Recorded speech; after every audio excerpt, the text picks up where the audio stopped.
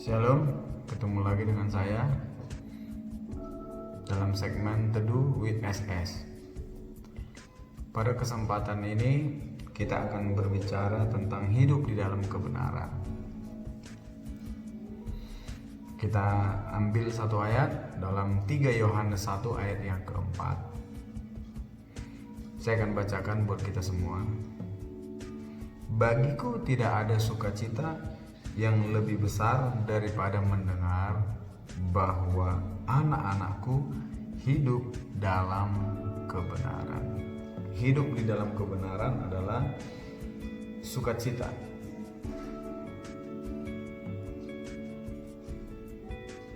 Itu yang harus kita mengerti sebagai anak-anak Tuhan.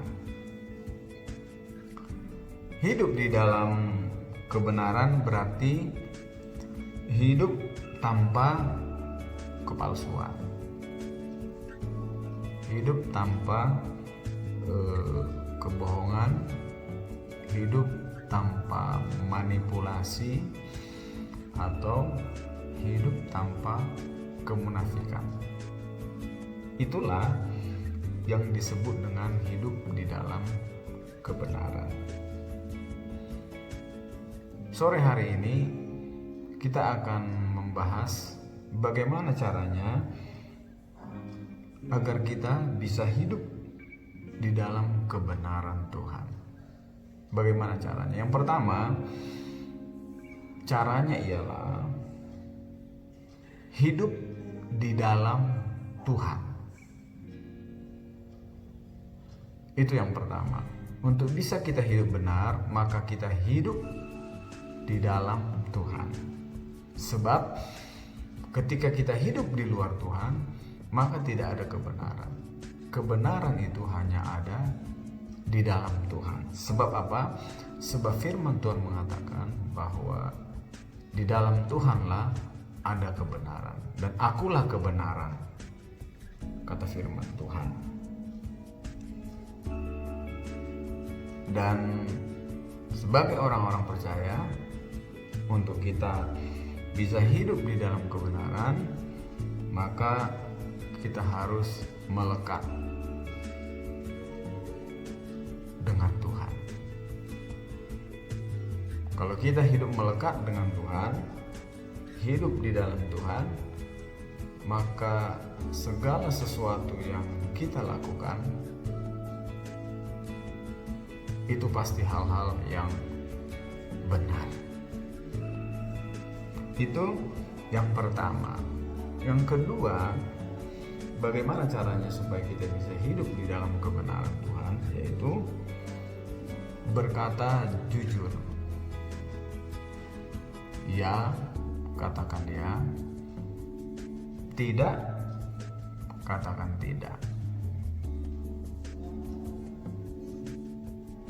Matius pasal yang kelima ayat yang ke-37, kita buka sebentar. Matius pasal yang kelima ayat yang ke-37. Saya akan bacakan. Jika ya, hendaklah kamu katakan ya. Jika tidak, hendaklah kamu katakan tidak. Apa yang lebih daripada itu berasal dari si jahat. Jadi untuk kita bisa hidup benar, kita harus katakan apa adanya. Ya, ya, tidak, tidak. Harus bisa, harus berusaha. Ketika kita berusaha, maka kita akan hidup di dalam kebenaran Tuhan. Kita akan melihat contoh tokoh-tokoh Alkitab yang hidup benar di hadapan Tuhan, dan dampaknya yang luar biasa terjadi ketika hidup di dalam kebenaran. Yang pertama ialah Nuh. Dalam Kejadian pasal yang ke-6, Kejadian pasal yang ke-6 ayat yang ke-9. Saya akan bacakan Kejadian 6 ayat yang ke-9. Inilah riwayat Nuh. Nuh adalah seorang yang benar dan tidak bercela di antara orang-orang sezamannya. Dan Nuh itu hidup bergaul dengan Allah. Orang yang benar tentu adalah orang yang hidup bergaul dengan Allah.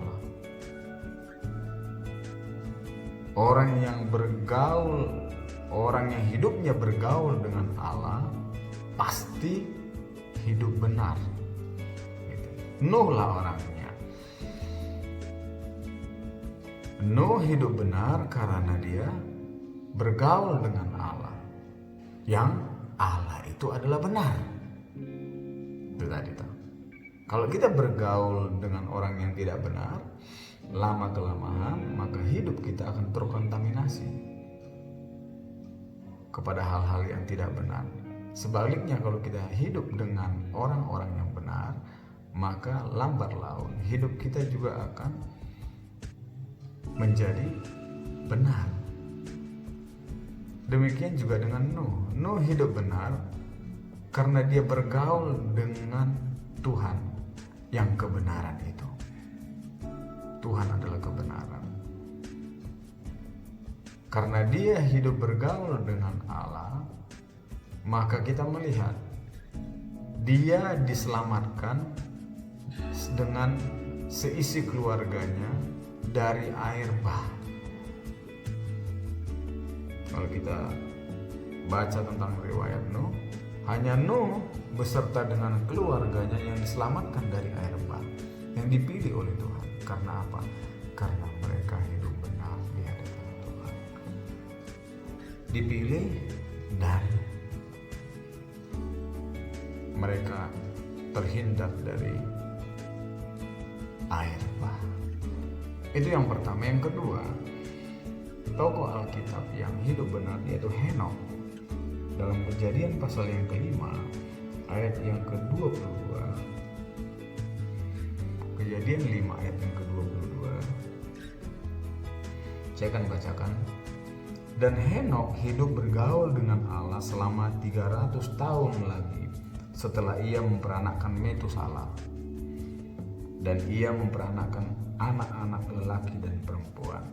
Jadi Henokh mencapai umur 365 tahun. Dan Henokh hidup bergaul dengan Allah, lalu ia tidak ada lagi sebab ia telah diangkat oleh Allah. Henokh orang yang hidup benar, bergaul dengan Allah, dan kita melihat dia diangkat oleh Tuhan, dibawa ke dalam kemuliaan Tuhan. Nuh tadi karena dia hidup benar dan bergaul dengan Tuhan, dia tidak mengalami yang namanya air bah, diselamatkan dari hukuman Allah. Begitu juga dengan Henokh, karena dia hidup benar dan bergaul dengan Allah, maka dia diangkat masuk dalam kemuliaan Tuhan. Kita lihat satu lagi, Ayub pasal yang pertama, ayat yang pertama. Ayub pasal yang pertama, ayat yang pertama dikatakan, ada seorang laki-laki di tanah Uz bernama Ayub. Orang itu saleh dan jujur. Ia takut akan Allah dan menjauhi kejahatan. Ini lebih spesifik lagi dijabarkan. Orang benar itu seperti apa sih? Orang benar itu adalah orang yang saleh, jujur, takut akan Allah dan menjauhi kejahatan. Inilah Nuh, hidup di dalam kebenaran.